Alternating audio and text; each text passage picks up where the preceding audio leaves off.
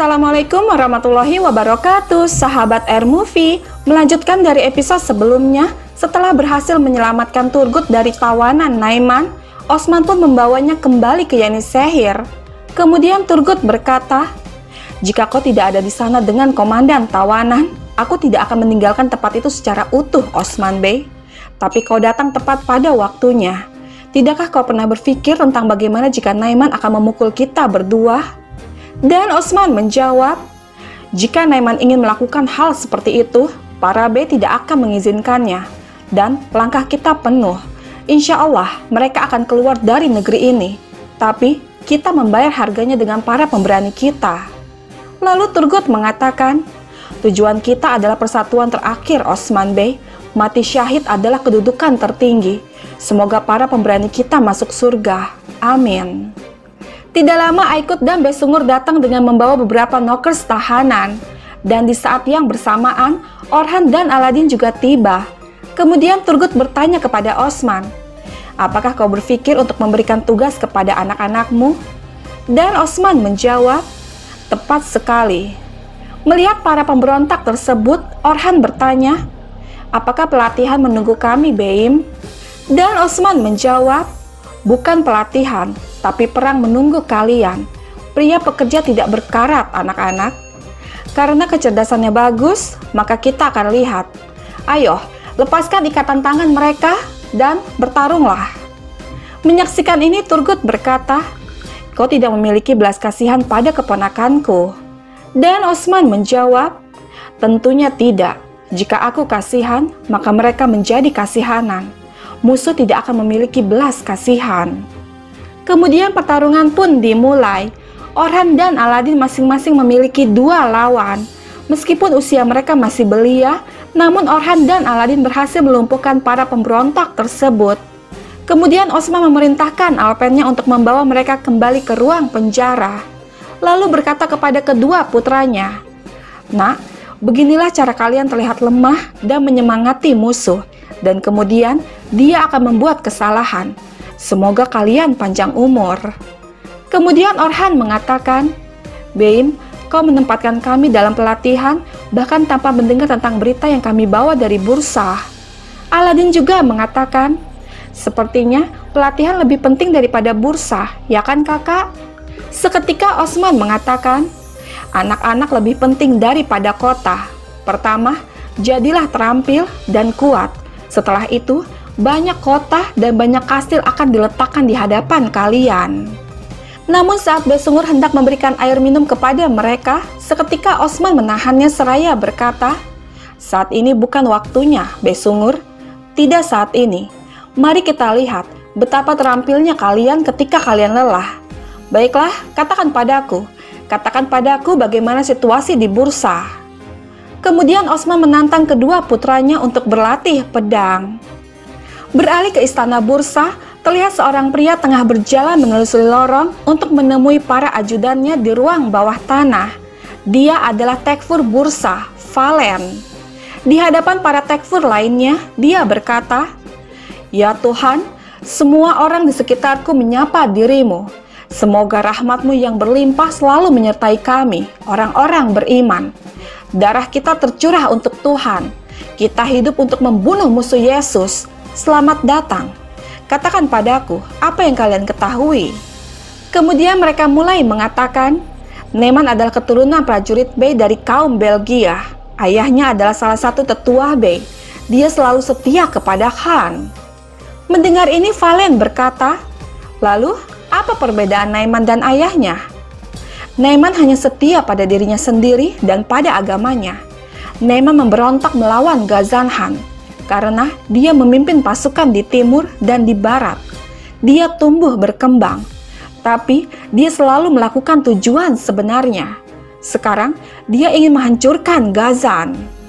Lalu salah satu Tekfur mengatakan, "Jika Ghazan Khan buta melihat hal ini, maka dia pantas untuk dihancurkan. Biarkan mereka saling menghancurkan, Tuan." Mendengar ini Valen berkata, "Jelas dari kalimatmu bahwa kau adalah orang yang buta, Vasilius. Naiman akan mendatangi kita. Jika kita tidak memilih pihak yang benar, kitalah yang akan hancur." Lalu Tekfur lain bertanya, bagaimana dengan Osman? Dia bertarung melawan Naiman. Dan Valen menjawab, itulah alasan Naiman akan datang ke sini. Dia ingin menjadi aliansi melawan Osman. Kita tahu segalanya tentang masa lalu Osman. Namun Vasilius bertanya, bagaimana dengan masa depannya? Apakah kita tahu apa yang akan dia lakukan, Tekfur Valen? Dan Valen menjawab, tidak perlu untuk itu. Osman tidak akan memiliki masa depan. Sekarang, Bursa berada di bawah komandoku. Aku akan menguburnya di tanah kelahirannya, dengan atau tanpa Naiman. Sahabat kita kembali lagi ke Osman. Sambil berlatih pedang, Orhan dan Aladin berkata, itu tidak seperti yang telah kami lihat sebelumnya. Aku pikir mereka yang merupakan Tekfur menjadi komandan di sini, Beim. Tidak, mereka dilatih khusus untuk membunuh semua prajurit. Baju besi mereka diperkuat dari Konstantinopel. Dengan perintah kita saat ini, penaklukan tidak mungkin dilakukan. Ada sistem di pasukan mereka, Beim. Mendengar ini, Osman bertanya, Bursa memang seperti itu. Bagaimana dengan Tekfur? Apakah kalian tahu sesuatu tentang itu? Dan mereka menjawab, kami tidak bisa melihat Tekfur, Beim. Tapi sepertinya rencana ini dibuat olehnya. Dia juga memperkuat dinding. Ketapel tidak akan cukup. Lalu Osman mengatakan, Tekfur Valen bukan hanya seorang komandan. Dia adalah komandan terampil yang dibesarkan oleh Bizantium. Tapi Bursa bukan hanya sebuah kota. Itu adalah pasukan reguler. Tapi yang menggangguku adalah terjebak di antara dua musuh. Kemudian Osman mempersilahkan kedua putranya untuk minum. Tidak lama Boran datang seraya berkata, ada berita dari pengintai, Beim. Naiman telah pergi ke Tekfur Bursa. Lalu Osman mengatakan, begitukah? Kumpulkan dewan segera. Di samping itu, mengetahui bahwa koin-koin itu hancur, dengan penuh amarah, Malhun berkata, apa maksudmu tambang berubah? Lalu, apa yang kalian lakukan? Dan salah satu pekerja menjawab, kami tidak mengerti bagaimana itu terjadi. Itu muncul saat tambang mendingin. Itu bukan barang bagus yang kami bawa. Mendengar ini Bala bertanya, apakah ini caramu melakukan pekerjaanmu? Apakah kau tidak memeriksanya terlebih dahulu? Hah? Apa ini? Dan pria itu menjawab, kau benar, kau bisa mengatakan apa saja, Bala Hatun. Lalu Malhun mengatakan, segera hubungi orang yang menerima tambang ini dan orang yang mengantarnya. Semua akan dipertanyakan.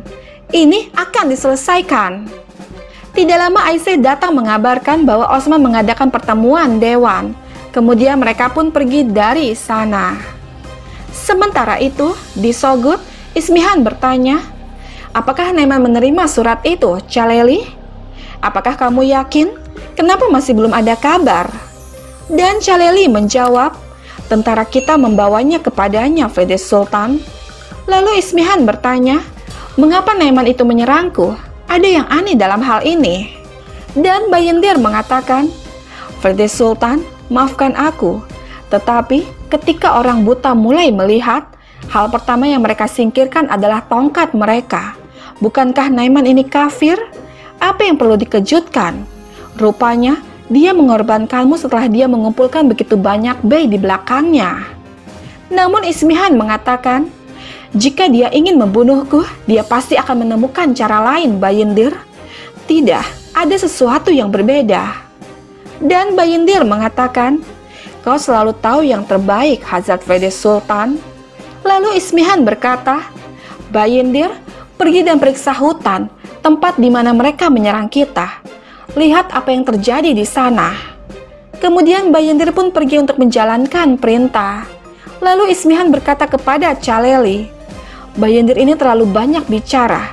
Sejak kita meninggalkan Konya, dia terus mengatakan, Naiman akan membunuh kami. Dia mengejar sesuatu.